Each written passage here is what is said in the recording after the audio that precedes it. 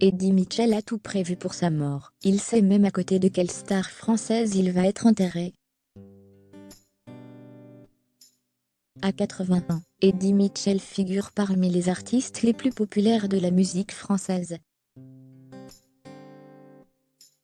Ses chansons ont traversé les époques et les générations, à coups de paroles bien écrites,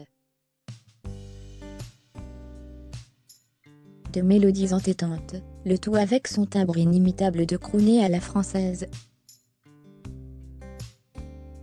Un homme dont le franc-parler est aussi notoire que le talent et Ceste sont à bouclier à évoquer l'après. Ce 3 juillet 2022, Eddie Mitchell célèbre ses 80 ans. Un anniversaire qu'il fête, on l'imagine, entouré de ses proches. A commencer par son épouse depuis plus 4 décennies, Muriel Bayeul et ses enfants, Eddie, né en 1962, Marilyn, née en 1965, et Pamela, née en 1982.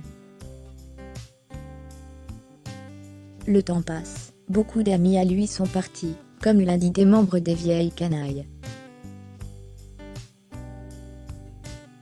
Le légendaire Johnny Hallyday qu'il considérait comme son demi-frère.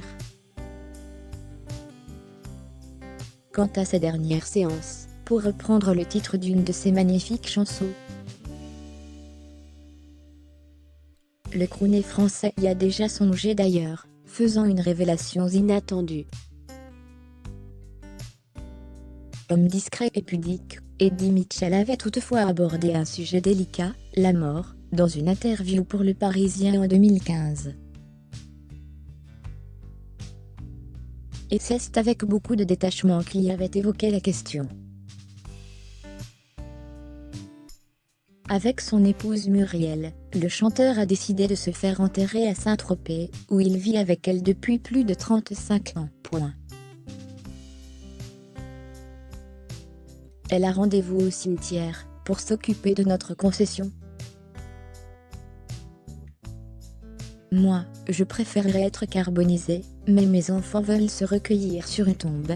Alors, tant qu'à faire, autant que ce soit ici. Ville remplie de stars, la cité tropézienne accueille aussi bon nombre de personnalités en son cimetière. C'est ainsi que l'emplacement qui y auront sera situé près d'une figure très particulière, Eddie Barclay, décédé en 2005.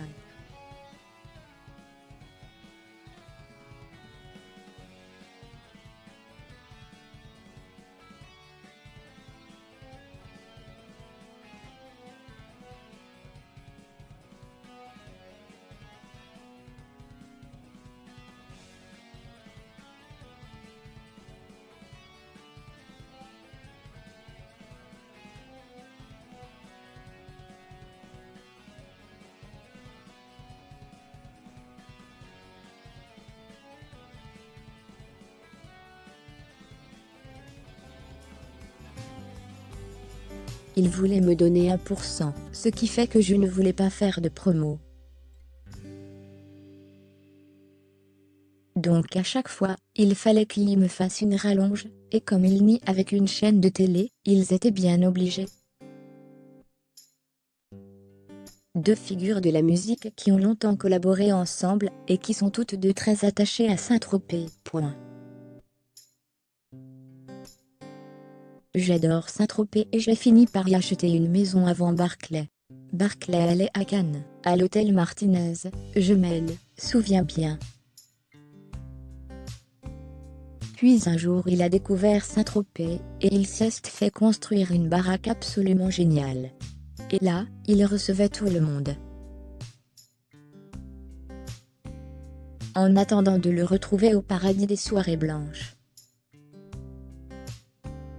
Eddie Mitchell va continuer de nous enchanter avec son immense talent, et son bagou pour très longtemps on l'espère.